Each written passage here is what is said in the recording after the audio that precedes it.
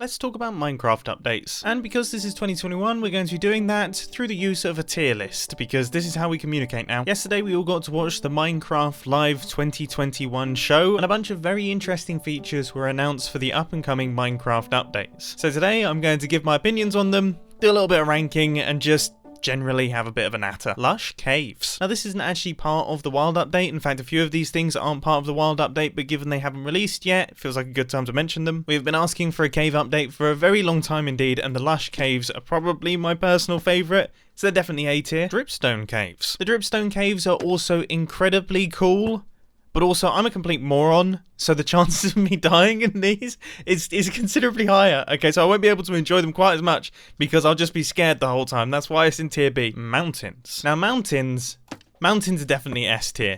I mean, I have wanted mountains in Minecraft ever since I started playing the game. And it always seemed like something that just belonged in Minecraft. Since basically the beginning of the game, people have been constructing mountains. I mean, in my latest Hermitcraft season, I am literally building a mountain. So having them implemented in the world generation is huge. S tier stuff. Spore blossoms are pretty cool, I guess. I mean, their particle generation is nice when you actually want it. But the one thing that I will say is, and this is both good and bad, the particles go so far away. Like, if you place one spore blossom in your base, this is now your experience. And if you place more than one, yeah, things get a bit hectic. Increased world height. Now this one, A or B? I'm thinking A, just because any increase in world height is awesome, but it's an increase in world height downwards, which is nice. I'm not complaining, but I do kind of wish that they had coupled it with a 64 block increase in world height upwards as well, just so we can get really dramatic with builds. The new ore generation. Now I'm going to put this in C tier just because mining through deep slate is quite frustrating. And also, I don't really like change. But with that being said, having a change to the way that you mine is good, because I've been playing Minecraft for like 11 years now and strip mining's getting boring. But man, do I wish deep slate was insta-mineable with efficiency 5 and haste 2. So I think that covers a lot of the changes that are being included in part 2 of the Caves and Cliffs update. All of these changes and now part of the up-and-coming wild update, the mangrove tree. I am slightly biased because I have a weird fascination with the mangrove tree. I just think it's awesome, so this is definitely A tier. Seeing mangrove forests in real life is honestly, it's one of my favourite things. I just think they're beautiful.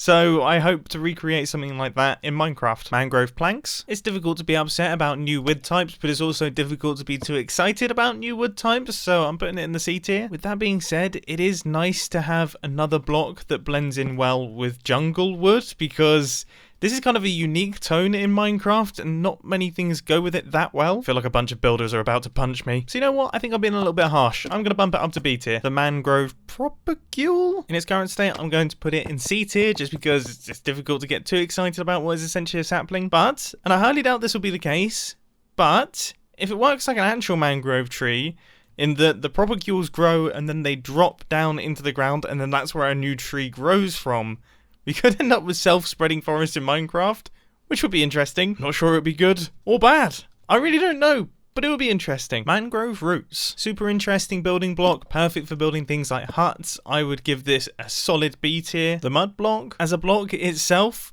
just on its own, rating only the block, E tier, just because we already have so many dark brown blocks in Minecraft. Adding another one, but the fact that we might now have a way to get renewable clay, well, that is A tier, just because bricks are a pain, and if you don't have villagers, they're an enormous pain, so this could be epic. And also clay in of itself, forget bricks, clay is a beautiful block. I love the look of clay, and it goes in really well with cyan, terracotta, and grey concrete, so I'm very happy about this. And also, some Cub fan speculation here. The Muddy Pig is a mob that only exists currently in Minecraft Earth, but, I mean, if they're introducing mud, and we already have pigs, seems like a good logical leap. Is it a logical leap that I'm excited about?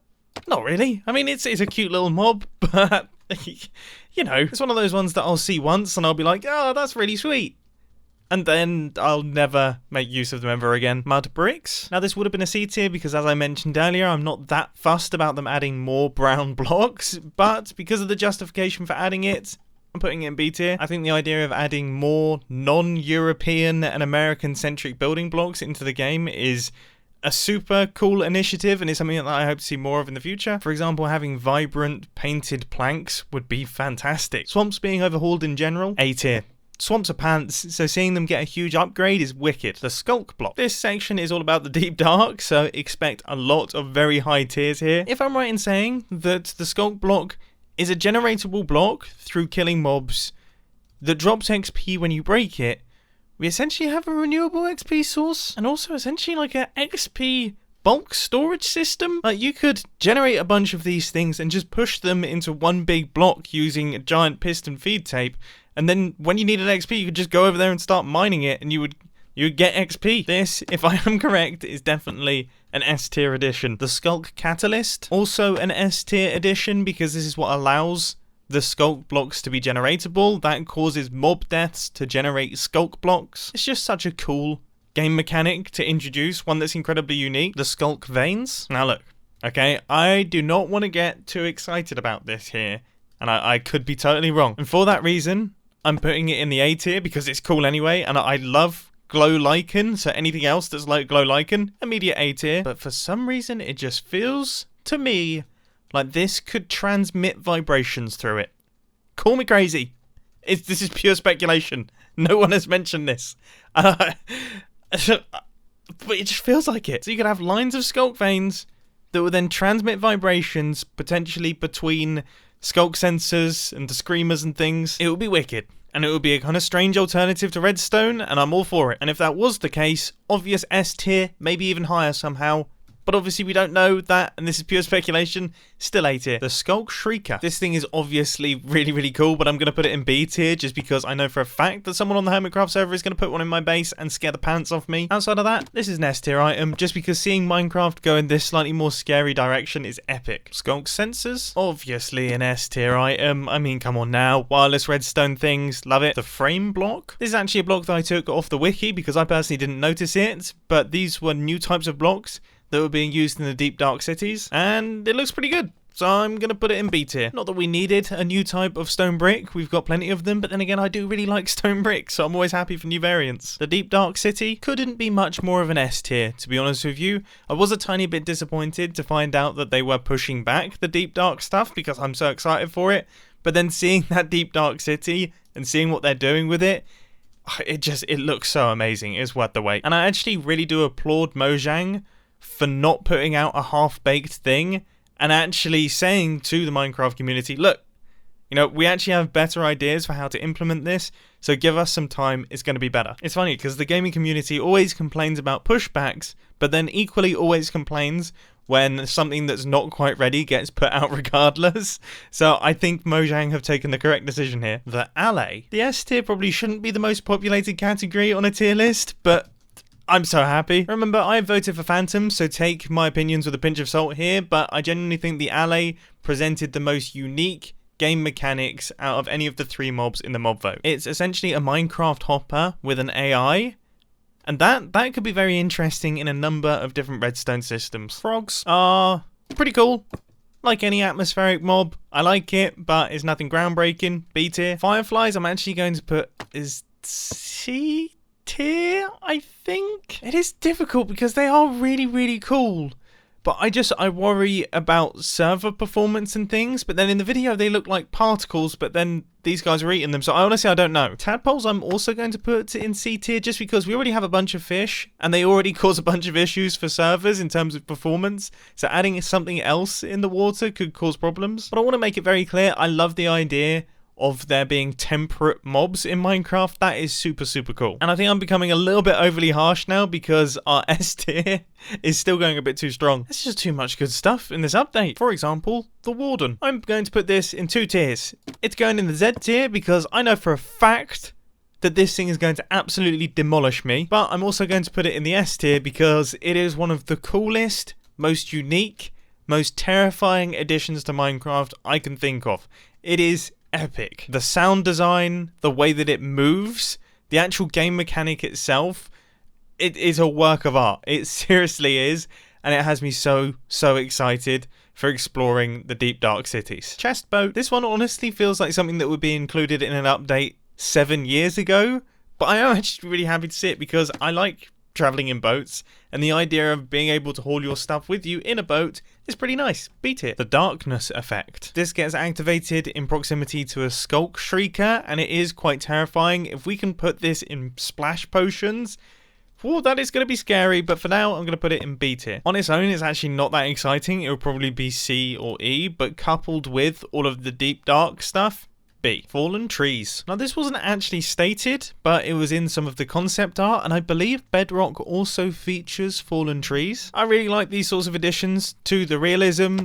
I'm going to put it in C tier. It's not groundbreaking. It's not going to completely baffle me or blow me away, but I really like it. Archaeology. Now, this was actually mentioned at the previous Minecraft Live, and then I must admit I haven't really heard anything about it, and it wasn't really referenced at all during this Minecraft Live. So it might not actually happen, but if it does happen, I like the game mechanic. I'm not that patient, so for some people this is like S tier because they love just searching through these areas.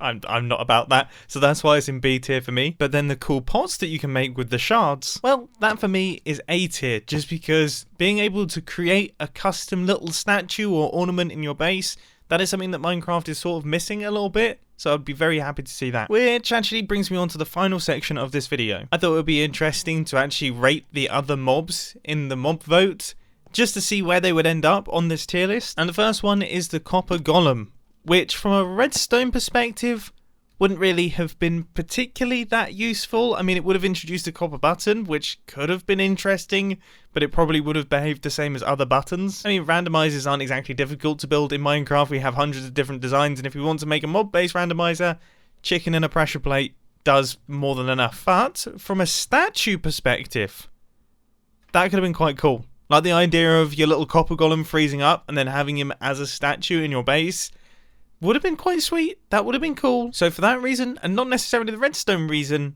A tier. And finally the glare. Yeah, come on now, this is Z tier. If I want to know that my cave is dark, I'll just look. If it looks dark, it's dark. I don't need a grumpy bush to tell me that my dark cave is dark. Of course, I'm being overly facetious, but out of the three mobs, the glare was definitely the least interesting from my perspective.